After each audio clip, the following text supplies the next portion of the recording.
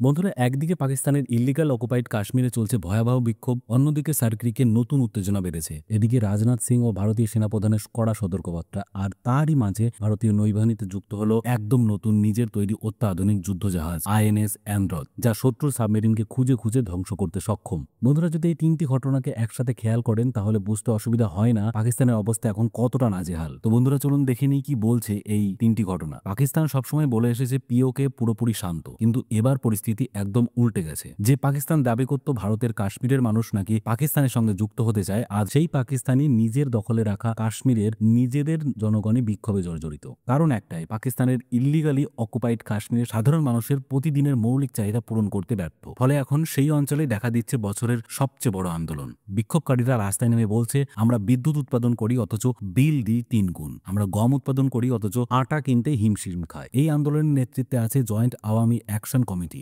একদল সাধারণ মানুষ, ছাত্র, ব্যবসায়ী, পেশাজীবী মিলে গড়ে ওঠা সংগঠন। তাদের দাবির তালিকায় মোট 38টি দফা, যার মধ্যে রয়েছে গমের ভর্তুকি, বিদ্যুতের দামে ছাড়, সরকারি কর্মকর্তাদের বিলাসিতা কমানো, আর সবচেয়ে গুরুত্বপূর্ণ পিওকের আইনসভায় পাকিস্তান থেকে আনা 12টি সংরক্ষিত আসন বাতিল। আর এই শেষ দাবিটাই ইসলামাবাদের জন্য সবচেয়ে বড় মাথাব্যথা। কারণ বন্ধুরা, এই 12 আসনের মাধ্যমেই পাকিস্তান পিওকের রাজনীতি পুরোপুরি নিয়ন্ত্রণ করে এসেছে। তো বন্ধুরা, যদি এভাবেই আন্দোলন চলতে থাকে তাহলে খুব শীঘ্রই পাকিস্তানের দখলে থাকা কাশ্মীর নিজের পথ নিজেই ঠিক করবে, আর সেই পথটা যে ভারতের দিকে আসবে তার নিয়ে কোনো সন্দেহ নেই। আর সেই রাস্তা তৈরির কাজ আমাদের ইন্টেলিজেন্স খুব ভালোভাবেই করতে দক্ষ। তাই বন্ধুরা, ভারতের কোনো সেনা হস্তক্ষেপের দরকার পড়বে না বলে এমনটাই ধারণা করছেন বিশেষজ্ঞরা। পাকিস্তান জানে এই আগুন ছড়িয়ে পড়লে দেশের ভিতরে ভাঙন আর থামানো যাবে না, কিন্তু সমস্যা এখানেই থেমে নেই। এই অভ্যন্তরীণ বিশৃঙ্খলার মাঝে পাকিস্তান এখন নতুন করে ভারতের সীমান্তে টানাপোড়েন তৈরি করেছে। সার্ক্রি গুজরাট ও পাকিস্তানের সিন্ধু প্রদেশের মাঝখানে থাকা এক জলাভূমি এলাকা দেখলে মনে হয় একগাদা খাল, কাদা আর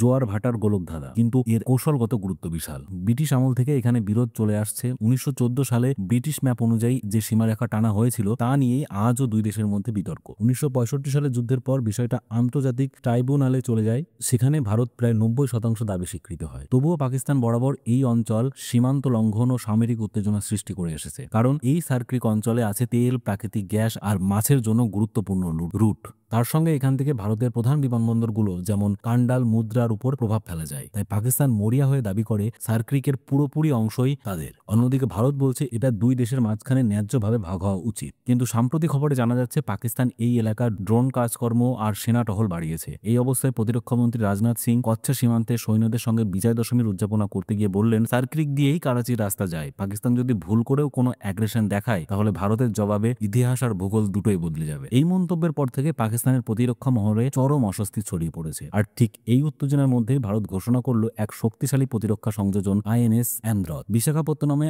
আনুষ্ঠানিকভাবে ভারতীয় নৌবাহিনীতে যোগ দিল এই নতুন যুদ্ধজাহাজ আইএনএস অ্যান্ড্রথ। এটা ভারতের দ্বিতীয় অ্যান্টি সাবমেরিন ওয়ারফেয়ার শ্যালো ওয়াটারক্রাফট, মানে এমন এক জাহাজ যা শত্রু সাবমেরিনকে খুঁজে বের করে ধ্বংস করতে পারে। এটা ছোট, দ্রুতগামী ও আধুনিক সেন্সার ও টর্পেডো সিস্টেমে সজ্জিত।